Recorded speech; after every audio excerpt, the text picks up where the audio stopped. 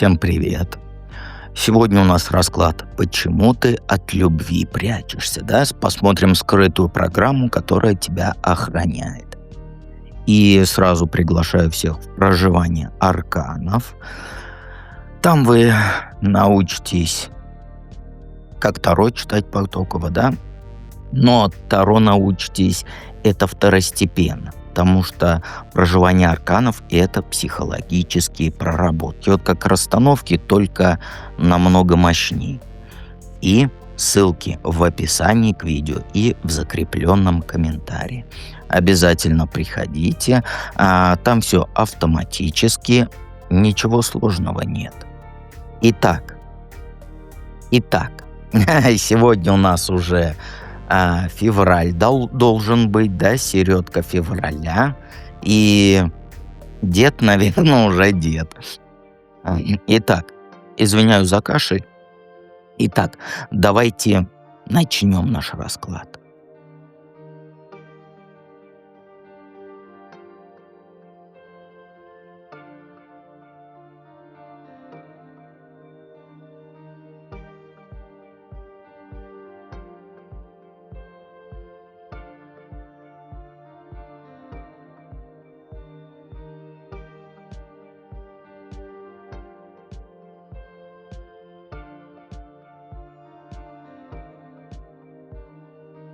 Итак, тут нет ни единичек, ни двоек, ни троек. Этот расклад, как говорится, найдет своего, как сказать, резонирующего человека. И первый вопрос: почему каждый раз ты дверь закрываешь, да, когда любовь почти вошла? Ну, знаешь, по картам тут и просто, и больно вот в одно время. То есть ты дверь закрываешь, потому что ты рулить привыкла. Причем сама, всегда и везде. У тебя как раньше такое было ГТО, да, готов к труду и обороне. Вот ты такая. Ты себя построила уже как женщину, которая по жизни за рулем едет. Никто не указывает, да, куда там поворачивать за рулем. Никто не говорит, там, когда тормоз нажимать, когда газу давать. Ты сама, как говорится, решаешь, какой у тебя будет маршрут. И это все работает. Ты реально много чего добилась. Именно потому, что не слушала никого. Вот по жизни ты яркая, сильная, такая вот огонь, я бы сказал, харизматичная. Люди на тебя вот смотрят и думают: вот это женщина. А ты привыкла быть первой, потому что ты привыкла вести за собой, привыкла, что последнее слово за тобой, и без вот этих вот истерик, ультразвуков и прочего.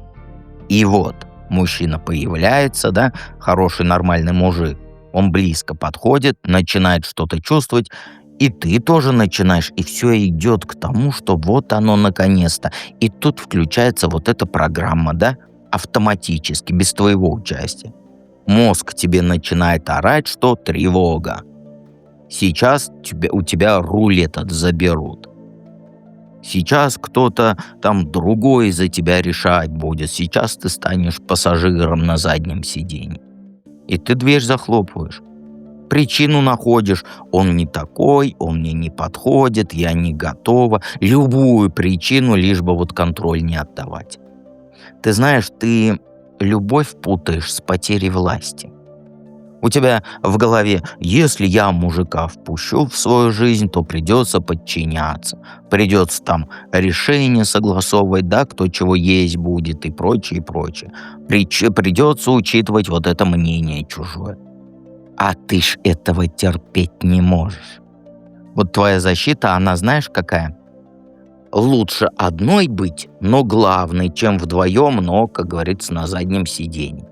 И пока ты в это веришь, ни один мужик, не пройдет дальше порога. И самое смешное, что ты подкаблучника тоже не хочешь.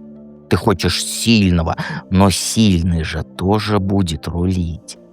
И тут получается вот, как сказать, ни туда, ни сюда. И вот этот конфликт внутри тебя, он тебя и убивает. Тебе мужик нужен, который не ляжет под тебя, но ты и не готова руль вот этого правления разделить. Вот это твоя программа, да? Я еду одна. И она каждый раз срабатывает, когда любовь вот подходит, как говорится, достаточно близко, чтобы место рядом попросить. Для тебя это как? Для тебя отношения — это вот как война за власть. Понимаешь? А что понимаешь, я про тебя говорю. Что хорошего ты получаешь, когда одна остаешься и не подпускаешь любовь? Ну, вот тут вот самое вкусное.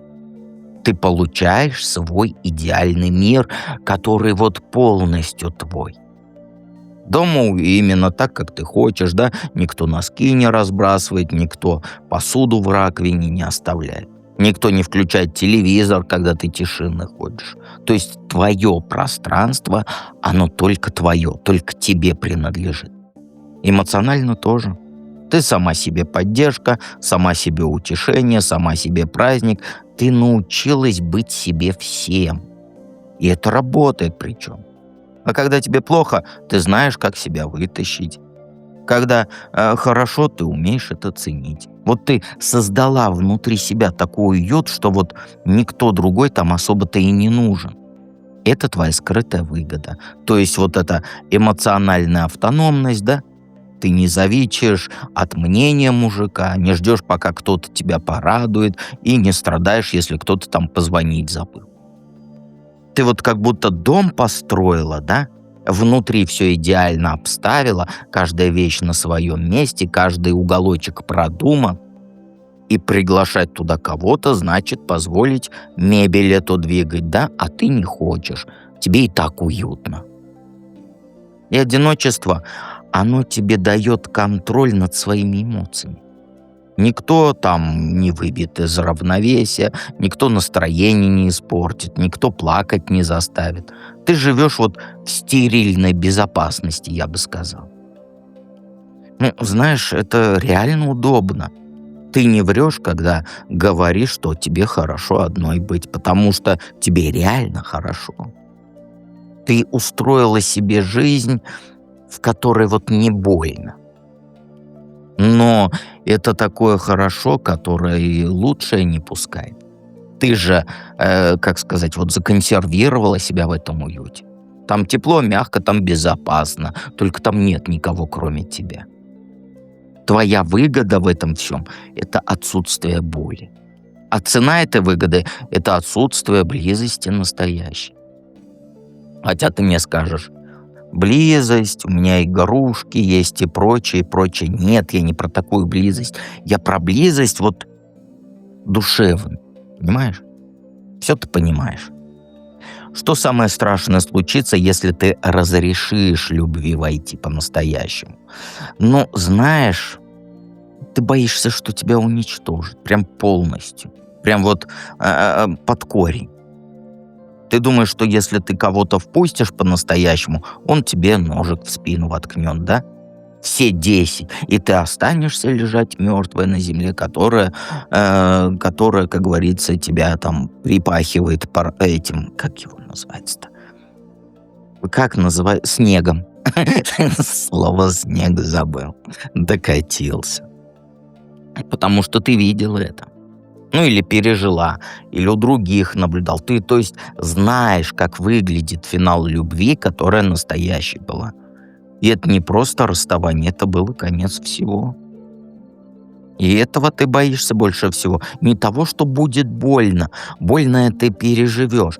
А того, что этой боли, из-за вот этой боли тебе начинать с нуля придется. Снова выбирать, куда идти, снова планы строить, снова, как говорится, смотреть вдаль, пытаясь понять, где жизнь ты теперь. Ты уже один раз так стоял.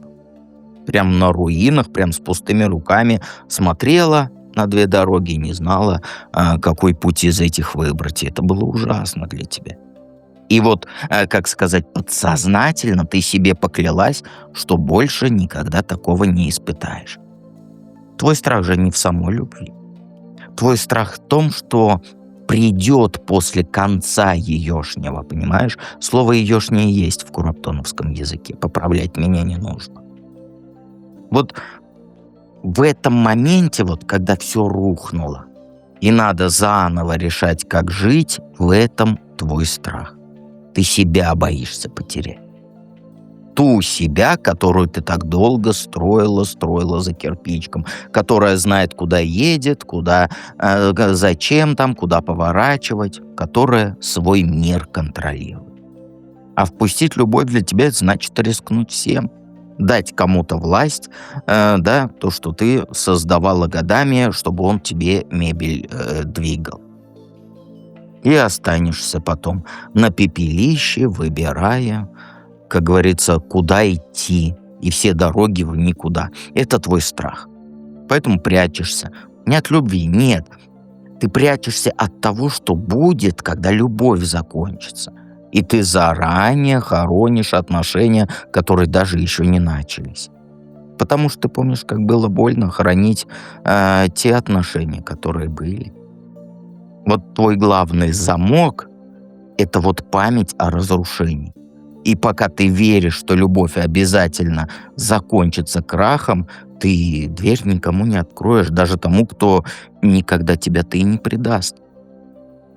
В проживании арканов это все прорабатывать в императрице. Ну и в шуте заодно, да, легкость души взять. Ссылки в описании к видео, в закрепленном комментарии. И помни, я всегда рядом.